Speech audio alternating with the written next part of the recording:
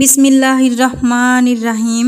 শীতকালীন সবজির মধ্যে লাউ কিন্তু অন্যতম একটি সবজি। আমরা সাধারণত লাউ বা লাউয়ের খোসার রেসিপি খেয়ে থাকি, কিন্তু কখনো কি লাউয়ের পাতার রেসিপি খেয়েছি? আসসালামু আলাইকুম everyone, welcome to my channel. আজকে শেয়ার করব লাউ পাতার সাথে 2 টুকরা মাছ দিয়ে অসম্ভব মজাদার একটি রেসিপি। এই রেসিপিটি টেবিলে থাকলে মাছ মাংস বাদ দিয়ে এই রেসিপি দিয়ে 2 থালা ভাত নিমিষেই খেয়ে ফেলবেন, এতটাই মজাদার হয়ে থাকে। চলুন আর কথা না বাড়িয়ে মূল রেসিপিতে যাওয়া যাক।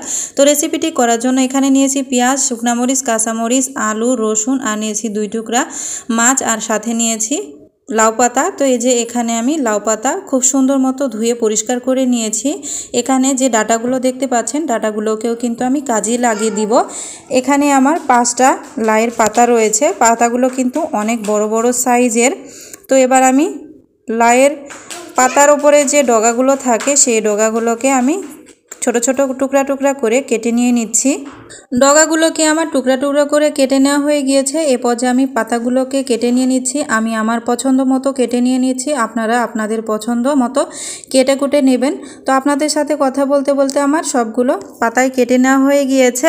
তো এগুলোকে আমি সাইডে রেখে দিয়ে চলে যাচ্ছি চুলায়। চুলাতে আমি একটা ফ্রাই প্যান বসিয়ে দিয়ে এখানে পর্যাপ্ত পরিমাণ দিয়ে দিলাম সরিষার তেল, তার সাথে দিয়ে দিলাম 1 চামচ পাঁচফোড়ন, দিয়ে দিচ্ছি হাফ কাপ পেঁয়াজ কুচি, হাফ কাপ রসুন কুচি, তার সাথে আরও দিয়ে দিচ্ছি হাফ কাপ আলু দিলে এই রেসিপিটা খেতে অনেক বেশি ভালো লাগে। সাথে দিয়ে দিচ্ছি 2 টুকরা মাছ। আমি এখানে মিরকা মাছ নিয়েছি, আপনারা চাইলে যে কোনো মাছ দিয়ে এই রেসিপিটি করতে পারবেন। দিয়ে দিচ্ছি 4-5টা কাঁচামরিচ, আরও দিয়ে দিচ্ছি 4-5টা শুকনা মরিচ। শুকনা মরিচটা দিলে কিন্তু এই রেসিপিটা খেতে বেশি ভালো লাগবে।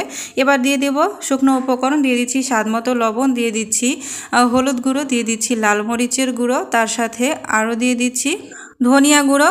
তো সবগুলো শুকনো মশলা দিয়ে এবার এটাকে নেড়ে চেড়ে দেবো। তো আমি শুকনো মশলা কতটুকু নিয়েছি এটা বলা হয়নি, আমি সবগুলোই হাফ চামচ করে নিয়েছি।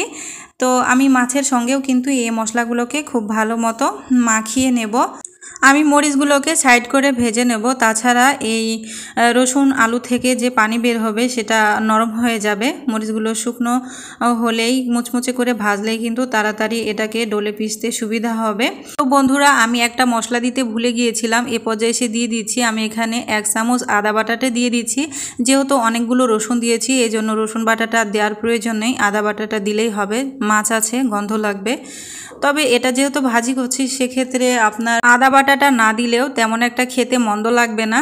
তো সব কিছুকে আমি নেড়ে চেড়ে মিশিয়ে নিচ্ছি। এরকমভাবেই আমি নেড়ে চেড়ে এগুলোকে সিদ্ধ করে নেব, আমি ঢাকনা দিয়ে ঢাকবো না। তো দেখতেই পাচ্ছেন কালারটাও চেঞ্জ হয়ে গেছে আর অনেকটা সিদ্ধ হয়ে এসেছে। তো এগুলোকে আমি একটু সাইড করে নিয়ে নিচ্ছি। এই সাইডে আমি এবার দিয়ে দিব লাউ পাতাগুলোকে। তো এই যে দেখতে পাচ্ছেন আমি লাউ পাতাগুলোকে সাইডে দিয়ে দিয়েছি। আপনারা চাইলে এ পর্যায়ে একটু ঢাকনা দিয়ে ঢাকতে পারেন। আমি অফ ক্যামেরায় একটু ঢাকনা দিয়ে ঢেকে দিয়েছিলাম, তাহলে শাকগুলো খুব তাড়াতাড়ি নরম হয়ে যাবে বা নিস্তেজ হয়ে যাবে। তো এরকমভাবে আমি নেড়েচেড়ে কিন্তু শাকগুলোকেও ভেজে নেব। তো এই রেসিপিটি খেতে কিন্তু খুবই ভালো লাগে। আপনারাও আমার রেসিপিটি ফলো করে ট্রাই করতে পারেন। আপনাদের বাসায় যদি এরকম লাউয়ের গাছ থাকে, এগুলো কিন্তু গ্রামগঞ্জে বেশি পাওয়া যায়, শহর অঞ্চল মানুষরা কিনে খায়। তো আপনাদের সাথে কথা বলতে বলতে আমার সবগুলো সিদ্ধ করে নেওয়া হয়ে গেছে। চলে আসলাম আমি পাটা নিয়ে। তো আমি প্রথমত শুকনো মরিচগুলোকে বেটে নিচ্ছি। এই মরিচগুলোকে কিন্তু খুবই মলিন করে বাটতে হবে, তাহলে কিন্তু খেতে সুবিধা হবে। আর যদি পাতা পাতা থাকে বা খোসা খোসা থাকে তাহলে মুখে পড়লে ভালো লাগবে না।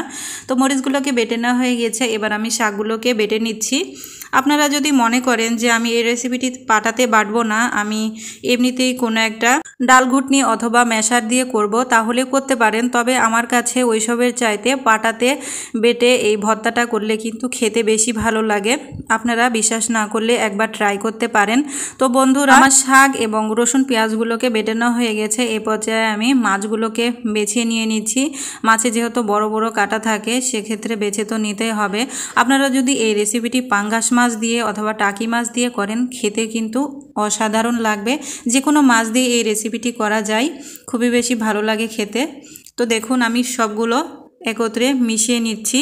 তো সুন্দর একটা স্মেলের জন্য আমি এখানে দিয়ে দিচ্ছি কাঁচা সরিষার তেল। ভর্তাতে কিন্তু কাঁচা সরিষার তেলটা দিলে ফ্লেভারটা যেমন সুন্দর হয় আর খেতেও কিন্তু অসম্ভব মজা হয়। তো তেলটা দিয়ে নেওয়ার পর আমি আবারও খুব ভালো মতো এটাকে মিশিয়ে নিয়ে নিচ্ছি। এবার আমি হাতে উঠিয়ে নিচ্ছি। অনেকগুলো কিন্তু হয়েছে আমার ভর্তা।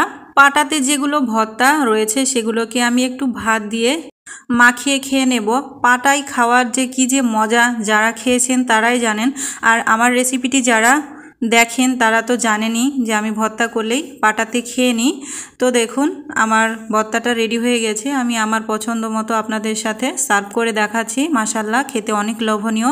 তো আমার আজকের রেসিপিটি কেমন লেগেছে অবশ্যই লাইক, কমেন্টস এবং সাবস্ক্রাইব করে জানাবেন। ধন্যবাদ সবাই।